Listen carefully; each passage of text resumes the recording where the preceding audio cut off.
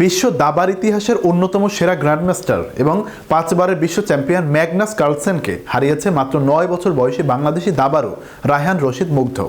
এই অবিশ্বাস্য জয় দাবার বিশ্বে রীতিমতো সাড়া ফেলে দিয়েছে।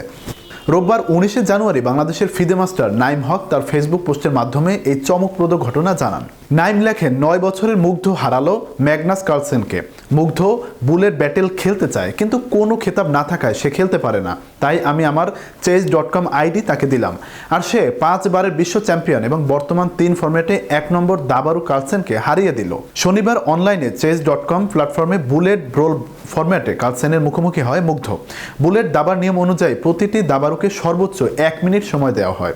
মুগ্ধ এই সীমিত সময়ে অসাধারণ কৌশলে কার্লসেনকে হারাতে সক্ষম হয়। কার্লসেন একটি ভুল চাল দেন, যা তার কুইনকে ভুল জায়গায় অবস্থান করায়। মাউস ক্লিকের সেই অনিচ্ছাকৃত ভুলই মুগ্ধের জয়ের পথ সুগম করে দেয়। কার্লসেন নিজেই ম্যাচের হার স্বীকার করেন, ফলে মুগ্ধকে আর কিস্তিমাতে প্রয়োজন হয়নি।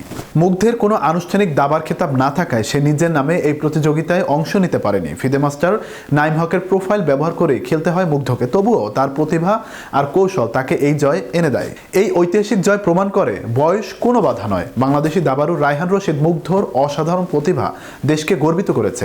দাবার বিশ্বে তার ভবিষ্যৎ এখন উজ্জ্বল, আর এই জয় তাকে আরও এগিয়ে যেতে অনুপ্রাণিত করবে।